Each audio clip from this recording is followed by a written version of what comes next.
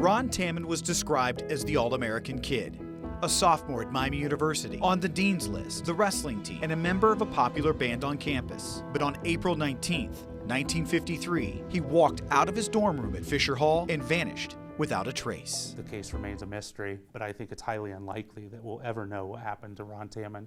Obviously, people have many theories. Through the years, the theories resulted in dead ends. The tips varied, but no one really knows what happened to Ron Tammen. Solving a case from the 50s, I don't have a whole lot of hope that that'll happen. Recently, Miami alum Jenny Winger revealed a new theory. Her research centers around the textbook Tammen left on the desk the night he disappeared. His psychology textbook was open on his desk when he disappeared. And then I'm looking at his transcripts, and he had actually dropped the course by then. Why was Ron Tammen studying psychology when he was not in the class? I've located 2 documents of the Central Intelligence Agency, the CIA. Both from the 50s. I believe that Ronald Tammen's psychology professor, and this person's name is St. Clair Switzer, was in some way working for the CIA at the time of Ronald Tammen's disappearance. What's more, these documents are tied to something called MK Ultra. MK Ultra was the CIA's mind control program.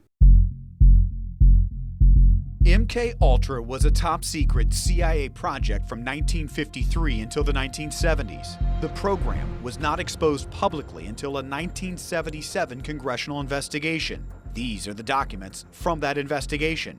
It claims the CIA conducted hundreds of experiments, sometimes on unwitting U.S. citizens.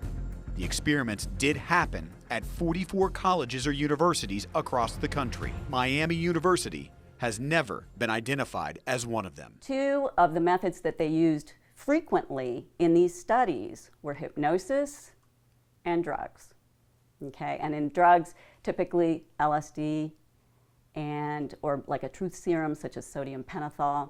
The documents that I have are redacted, which means there's all kinds of other verbiage that gives me clues as to who's on that document, but the names are not there. You can't see them. They're all blacked out. Miami University archives praise St. Clair Switzer's work in experimental psychology and hypnosis. Winger believes if Switzer's name is on these documents, then I think it's a very good bet that the CIA was involved in his disappearance. Winger says more facts point to the CIA. MK Ultra was approved 6 days before Ronald Tammen disappeared. Even though this is not the simplest answer, I myself think it's probable, and I think my research is going to show that.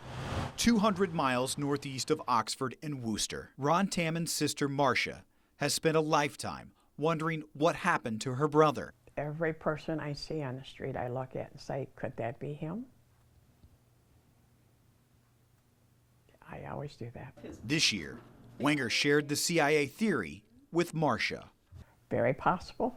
I don't know, but I would like to before I pass on.